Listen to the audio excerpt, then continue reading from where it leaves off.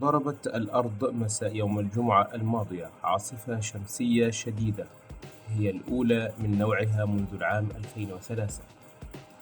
أنارت بأضوائها القطبية الخلابة سماء العديد من دول العالم، من تسمانيا وصولا إلى فرنسا، لكنها أثارت تخوفات من تأثيرها المحتمل على الشبكات الإلكترونية وأنظمة الاتصالات.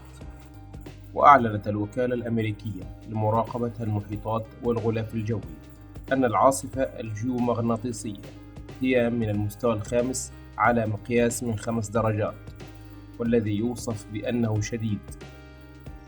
وقالت نظام تحديد المواقع العالمي GPS وشبكات الطاقة والمركبات الفضائية والملاحة عبر الأقمار الصناعية وسواها من التقنيات قد تتأثر. وأشارت الوكالة إلى أن العاصفة ناجمة عن وصول سلسلة انبعاثات كتلية إكليلية من الشمس إلى الأرض، ويتوقع استمرار العاصفة خلال عطلة نهاية الأسبوع مع وصول مزيد من تلك الانبعاثات وفق الوكالة.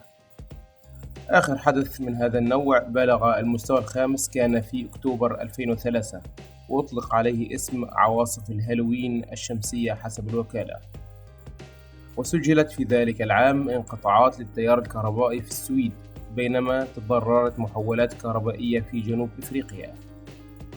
وتقترب الشمس حاليا من ذروة نشاطها وفقا لدورة تتكرر كل 11 عاما، وهذه الانبعاثات الكتلية الإكليلية التي تتجه 7 منها على الأقل نحو الأرض مصدرها بقعة شمسية قطرها يفوق حجم قطر الأرض ب17 مرة. على جهة أخرى، قال الملياردير الأمريكي إيلون ماسك عبر حسابه على منصة إكس: عاصفة شمسية جيومغناطيسية كبرى تحدث الآن، هي الأكبر منذ وقت طويل. إن أقمار ستارلينك الصناعية تتعرض في الوقت الحالي لضغوط كبيرة، لكنها صامدة حتى الآن.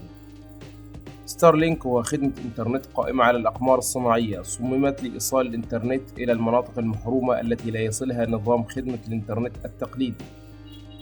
يتكون نظام ستارلينك من آلاف الأقمار الصناعية الموضوعة في مدار أرضي منخفض، والتي يتم ربطها ببعضها البعض لإنشاء شبكة متداخلة قادرة على توفير وصول عالي السرعة إلى الإنترنت.